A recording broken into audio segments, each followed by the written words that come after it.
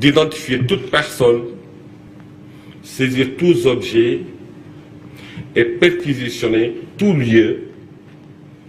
Bref, au total, poser tout acte d'enquête prompt à renseigner l'autorité sur cette tentative d'assassinat dont serait victime le sieur Ousmane Sonko.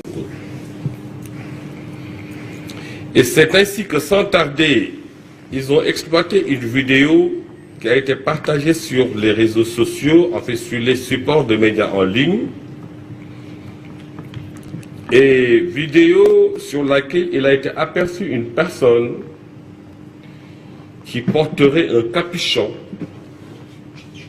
avec un sac à dos aux couleurs qui pourraient être prêtées à confusion avec l'accoutrement ou l'uniforme de nos forces de défense et de sécurité. La vidéo exploitée, la personne ciblée dans cette vidéo a été identifiée et répondue au nom de Yargassi. Des recherches entreprises pour le localiser ont permis de se rendre compte que ce Yargassi a été déjà extrait, poursuivi et placé sous mandat de dépôt et qu'il est donc en détention à la maison d'arrêt de Rebeuss.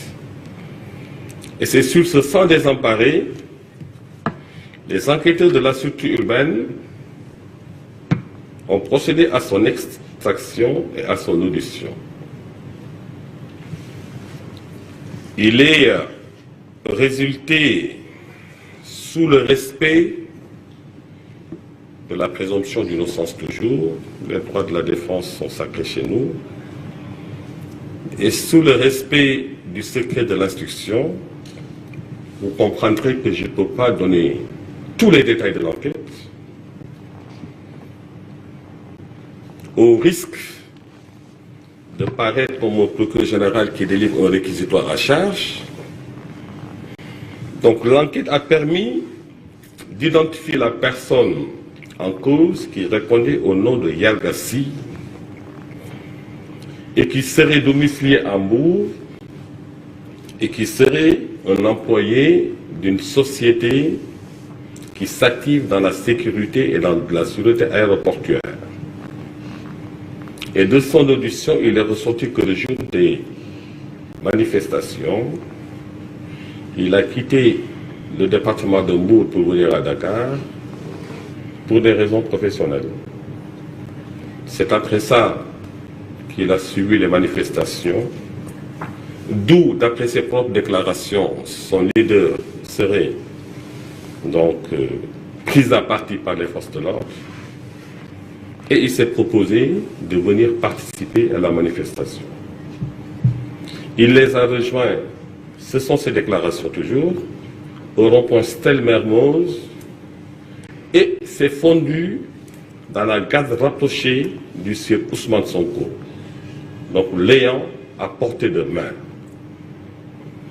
Et c'est donc sous ce rapport que dans leur pratique, pour se protéger contre les effluves des grenades lacrymogènes, ils ont l'habitude de se prémunir de bouteilles de vinaigre qu'ils ont tendance à asperger dans des mouchoirs ou en tout cas du tissu pour un tout petit peu amoindrir les effets de la respiration de la fumée qui proviendrait des grenades lacrymogènes. Et c'est sous ce rapport qu'en plein dans les manifestations, une personne dont il n'a pas pu donner l'identité lui a mis, d'après ses déclarations, du vinaigre sur son écharpe aux couleurs verte, jaune, rouge. Mais c'est le lieu de le préciser, jusqu'à présent, il n'a pas été capable, dans la foulée des manifestations, de décliner l'identité de cette personne qui, de toute vraisemblance, le connaît très bien et il ne s'en est pas rappelé. En tout cas, ils se connaissent très bien, parce qu'ils étaient tous dans la garde immédiate de la voiture de Sonko, Ousmane Sonko, avec ses éléments de sécurité. Et donc, ce camarade de parti, comme il l'appelle, lui a aspergé du vinaigre sur son écharpe et en a même aspergé à une dame qu'il a pu identifier et qui s'appellerait Maïmouna Bousso, pour aider toujours cette dernière à se prémunir contre les effets des gaz lacrymogènes. Et donc, un moment d'après ces déclarations, il a vu, pour le répéter, mon leader, M. Ousmane Sonko, les yeux larmoyants. C'est à cet instant que, pour voler à son secours, il lui a donné l'écharpe main à main, et au vu de sa sécurité, M. Sonko s'est saisi de l'écharpe et s'est engouffré et retourné dans sa voiture et s'en est servi pour éviter un tout petit peu donc les effets de la fumée des grenades lacrymogènes. Donc c'est ce qui est ressorti de l'audition du sieur Yann Kassi, je le précise bien, d'après ces déclarations, qui ont été unilatérales. Ensuite, toujours dans le cadre de la progression de l'enquête, une réquisition a été adressée au laboratoire Bio24 où des prélèvements auraient été demandés sur la nature du produit qui aurait été versé sur cette écharpe et dont l'utilisation par le sieur Ousmane Sonko aurait altéré sa santé. Toujours dans le cadre de l'affaire de la tentative d'assassinat, je le précise. Et donc, à Bio24, résultat négatif, aucun tissu, aucune pièce contenant un quelconque liquide ne leur a été produite en vue de prélèvement pour identifier la nature du produit contenu dans ce liquide. Après ça, on s'est dit, ben écoute, l'enquête s'est intéressée au corps médical qui a eu à examiner le sieur Ousmane Sonko. Et c'est sous ce rapport que le docteur Cissé, rappelons-le, c'est le médecin qui a eu à procéder à l'évacuation du sieur Ousmane Sonko de son domicile à la clinique et qui serait un médecin membre de la commission médicale du parti PASTEF. Ce docteur Cissé a été évacué, a été interrogé, entendu sur des pathologies du sieur Ousmane Sonko. Et il a été formel en disant que son intervention s'est juste limitée à sa demande à prendre le sieur Ousmane Sonko de son domicile à la clinique Souma et sur instruction du docteur Niang de l'installer à la suite qui est au deuxième étage. Quid des pathologies dont souffrirait le sieur Ousmane Sonko, le docteur Cissé, qui a été le premier à être en contact avec le sieur Ousmane Sonko, a été péremptoire en disant qu'il n'a pris aucun acte médical sur le sieur Ousmane Sonko. Est-ce que vous lui avez prescrit un traitement?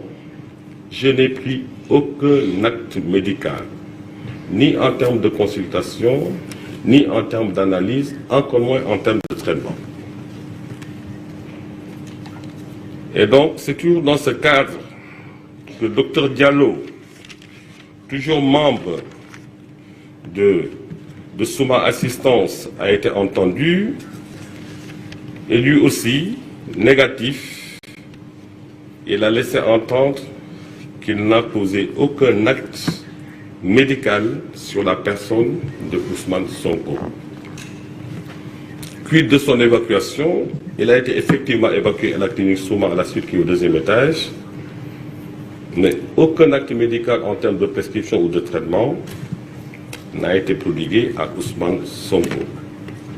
Et il nous a précisé qu'il aurait été préférable de vous adresser au docteur Niang, qui lui-même, depuis Médina Ndiadbi où il se trouvait, rappelons-le, gère personnellement le patient Ousmane Sonko et défend à tout autre sachant de rentrer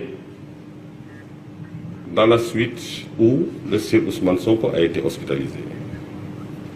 Docteur Cissé l'a réitéré, je ne peux poser aucun acte médical parce que je n'ai pas accès aux patients, sur instruction du docteur Niang.